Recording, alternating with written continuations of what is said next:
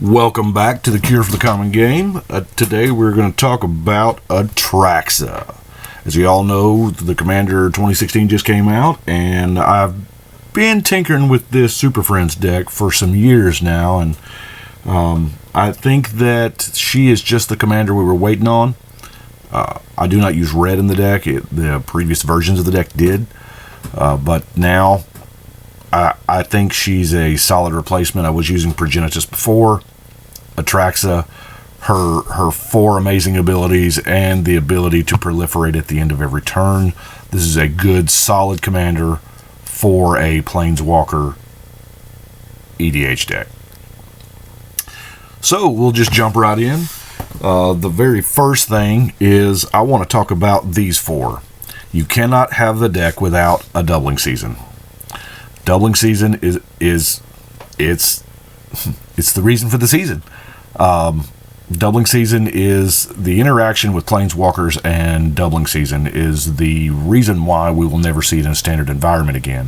When this card was printed, Planeswalkers didn't exist. Morrow designed this card as a personal vanity card. As it turns out, all the players loved it. The interaction with Planeswalkers is when the walker comes into play, then the counters are placed on it.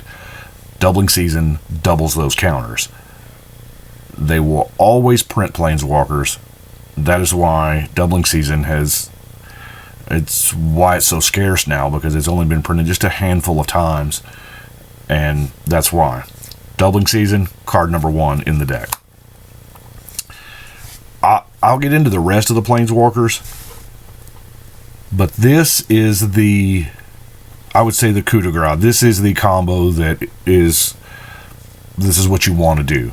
Tezzeret, obviously, he might as well not say anything on the card besides untap 2 artifacts, because you're going to play your Chain Veil, and when you activate your Chain Veil, so the first part of it, you're not going to take damage for it, because as many walkers as we're running here, you're not going to take damage from the Chain Veil. But you spend the 4 mana, you tap it, and you get to activate all your walkers an additional time. So you use Tezzeret to untap the Chain Veil and the Gilded Lotus. I've thought hard about using some other cards, but I really like the Gilded Lotus because of the any color. And you can activate your walkers almost indefinitely. For each mana you've got. Anyway, I wanted to cover those three because that's the key points of the deck. Your Demonic Tutor's in there to go get the doubling season. Who are we kidding? What else do we need? If you already have your doubling season, then you can go get your doubling fish. This is one of the 3 cards, Atraxa plus the Deep Glow Skate here, that come out of the Commander 16. Because you're going to hit some walkers before you get your doubling season out. This takes care of that. This doubles those counters. It's kind of a doubling theme we got going on today. We have some other enchantments here. The Teferi's Moat. It's a good solid card. Not sure if you can see some of the glare. I'm in the process of actually foiling out this deck, so you'll have to forgive some of the glare here. Teferi's Moat's a good solid card. Drawback, you got to choose a color. Zendikar Resurgent, everybody loves double mana. The Ghostly Prison, make it hard for them to attack. The Comeuppance, this is almost, I don't know. I've had it in here a while. I've never drawn it, so I'm not exactly certain. I'm trying it out, seeing how it fits. You gotta try the shoes on, see how they run. I don't exactly know how it runs yet. Spot removal, because you need it. The 3 oaths I run. I do not run the Oath of Lily, simply because, who are we kidding? 2/2 zombies? I mean, no. But the ability to scry, to use mana of any color, and to get extra loyalty seems pretty good in this deck. Then, of course, we've got our assortment of mana rocks, as I call them, your Soul Ring, the Darksteel Ingot, the Coalition Relic, which, by the way, the Coalition Relic is really good with doubling season, proliferating. It's an amazing mana rock. A lot of times you can get 3, 4, even 5 mana out of this Joker. Obviously, with any deck with 4 colors, Chromatic Lantern, which, by the way, why was this not in every 4-color precon deck? I don't know. Then we've got our Planeswalker fetch cards. The Deploy the Gatewatch, pretty self-explanatory. You rarely ever miss off of it. You're going to get 2 walker, at least 1, which is amazing. Call the Gatewatch is another card that I think is better than people realize. People do not realize that this card, I believe, is going to go somewhere. The name is block specific, which means they have to be careful what they reprint it in. As far as a supplemental set, I don't think it's ever going to see standard again because of the name is block specific. However, they're going to keep printing Planeswalkers. It's what they do. Those are the characters that they use in their story, in their game. Everybody loves them.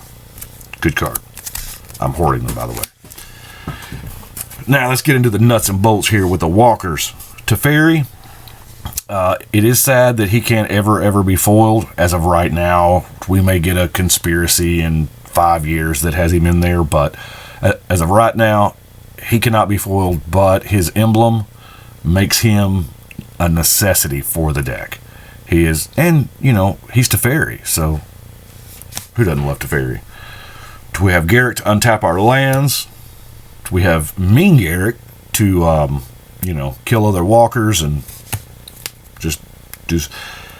This is probably what I believe to be one of the best walkers, the Champion of Justice here in EDH.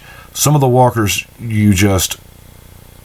now they're all good, don't get me wrong, but the Champion of Justice, the bigger the game, the better he is.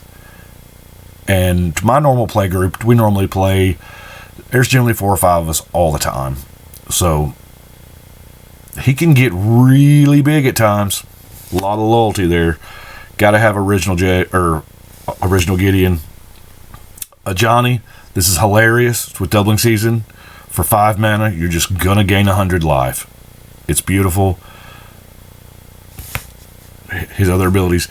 Speaking of gaining life, sometimes with these walkers that you've got, because there's 3 of Johnny's here, and that's not as big of a problem as you would think it would be with a 100-card deck. You're generally going to get 1. I don't really have a problem that much of not being able to play 1 walker because I already have 1. Of course, our girl's Elspeth, because she's just too good not to play. She's great to generate blockers, to get a beat stick. Lily, I believe, if I'm not mistaken, her second ability says -2, go get doubling season and put it on top of your deck. Yeah, I think that's how that works. We got 3 Sorens, simply because he's amazing. There's nothing like setting somebody's life to 10. It's kind of a cool thing to do. Nissa also makes her own blockers. Vraska makes her own blockers. Tammy,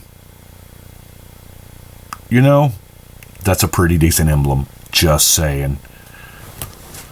And who doesn't love Moonfolk? She's like the only Moonfolk wizard that we know of. We might get more. Who knows what's going to be in a Monkhet. Then we have Jace. And of course, we can't call it the Justice League because, Wizards get mad at that. But Jace he's the poster child of Magic now. I mean, it's just ever since he came out, starting with this one in Lorwyn, by the way, it was a regular rare. Planeswalkers came out before the Mythic Rarity started, just FYI. And he was amazing. I'm not running Jace the Wallet Slayer. I'm not. Those cards are spent for better purposes in other decks. But and of course we have Kiora. 9/9 Krakens. It's a thing. they do work. Venser, and you can't have it without Ugin. This was a 5-color deck, like I said before, and I had to take out red because I just, the more and more I tweak the deck, the more red cards I would continue to take out.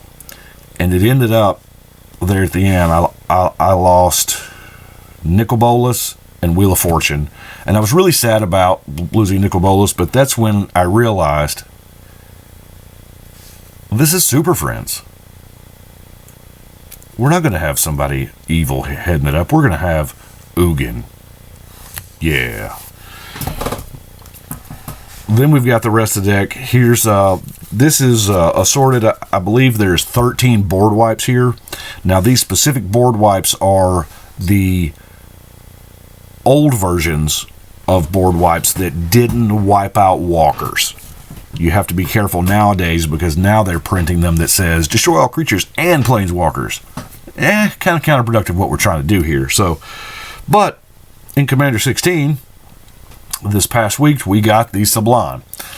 Now, Undaunted, it's a good ability, don't get me wrong. I think it was named wrong. I think it should have been called Affinity for Players, but, you know, surely nothing bad could ever happen with something called Affinity. But anyway, it's a good card. They cost it at 7. You'll never spend more than 6 because you're always going to at least have an opponent. Most of the time, you're going to have like 4 or 5. So this value. Martial Coup, another one that's value. Late game, maybe you got your Zendikar Resurgent out. Maybe you got some Mana Rocks. You can make a really amazing amount of dudes and wipe the board to protect your walkers. 2 for 1. This is the stuff. Of course, Day of Judgment, Merciless Eviction, Nevernal's Disc. Nevernal's Disc does kind of break it down a little bit.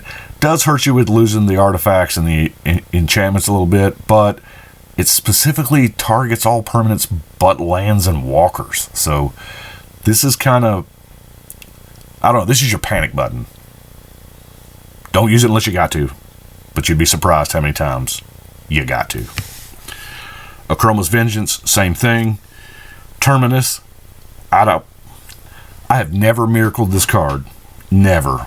Not in any format I've ever played it in, not in Constructed, in EDH, anything. Standard, whatever. It's, to me, this costs 6 mana because I've always played it for 6 mana, but it's great. It is great to just get rid of that token player that's got out of control. Of course, you know, so is Wrath of God and Black Sun Zenith.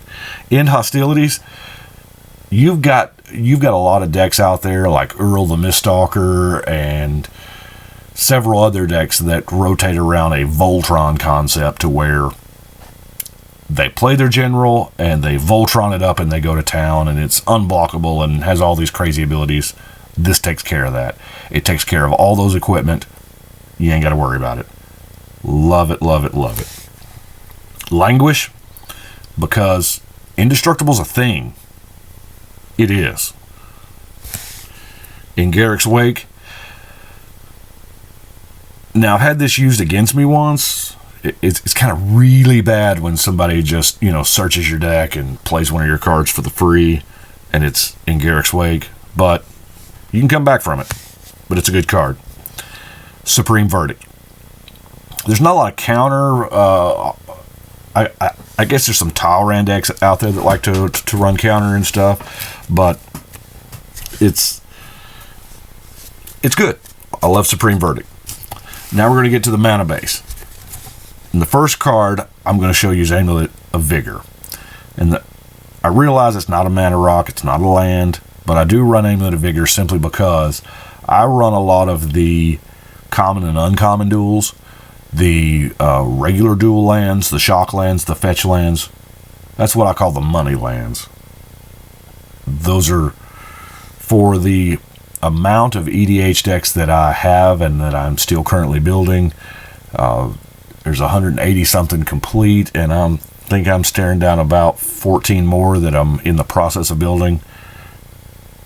I don't know. I don't have a problem. But for that amount of decks, I've noticed that if you're playing for fun, the Guildgate cycle works just as good as a Shockland cycle. So in EDH, it's not going to matter as much. Obviously, we've got the Reliquary Tower. You can see some of these. I'm not going to name off. I do run basics. I do run basics in every single deck simply because, hey, they're the best lands out there. I'm sure. Well, okay. The Command Tower may be the best land out there. This deck is kind of weak to a Price of Progress or a Primal Order. Those are real things. But with the Walker abilities, you just got to get out ahead of it and, you know, spray and pray, as they say. As I said, the lands aren't just whatever concoction basic lands that you have. I run Terramorphic, Evolving Wilds, and just about everything.